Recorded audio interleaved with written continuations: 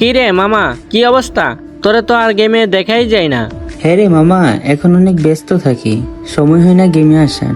আচ্ছা যাই হোক, শুনলাম গেমে নাকি নতুন ইভেন্ট আসছে, ইমোট ট্রায়াল বের করবে নাকি সবগুলা? না বন্ধু, আমার কাছে টাকা পয়সা কিছুই নেই। কিছুদিন আগে ছোট ভাই অনেক অসুস্থ হয়েছিল, অনেক টাকা পয়সা খরচ হয়েছে। আচ্ছা বন্ধু, একটু ওয়েট কর, তোর ভাবি ফোন দিচ্ছে। হ্যালো বেবি, কই আছো তুমি? তোমাকে কতগুলা ফোন দিতেছি, পাচ্ছি না। একটু গেমে আসো তো, কথা আছে। আমি তো গেমেই আছি, তুমি আসো। আরে জান, গেমে নতুন একটা ইভেন্ট আসছে, দেখছো? Emote royal. আমার না ইমোট গুলো অনেক ভালো লাগছে, আমাকে ইমোট গুলা বের করে দাও না প্লিজ বেবি। আমার কাছে তো এখন টাকা পয়সা কিছুই নাই, আর তুমি জানো ছোট ভাই অনেক অসুস্থ হয়েছিল, অনেক টাকা খরচ হয়েছে। আমি তো তোমার কাছে কখনো কিচ্ছু চাইনি, এতদিন থাকছি তবু এখন মুখ ফুটে এতদিন পর চাইছি, তবুও তুমি কিছু দিতে পারবা না? দেখো, আমার কাছে টাকা থাকলে আমি তোমাকে সব ইমোট বের করে দিতাম। আচ্ছা বন্ধুকে বলে দেখি টাকা দেই নাকি।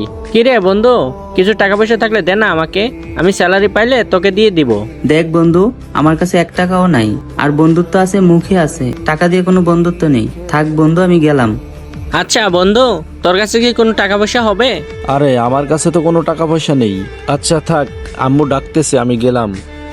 তোমাকে কেউ কখনো টাকা পয়সা দিবে না। তোমার মতো গরিব আর ছোট লোকের সাথে আমার রিলেশন করাটাই ভুল হয়েছে। তুমি আর কখনো আমার সাথে যোগাযোগ করবা না। গরিব ছোট লোক ফকির কোথাকার, থাকো তুমি। আজ টাকা পয়সা নেই বলে সবাই সেরে গেল, এখন বুঝতে পারতেছি পৃথিবীতে টাকাই সব। দুঃখ আমার সাথী হইল সারা জনম।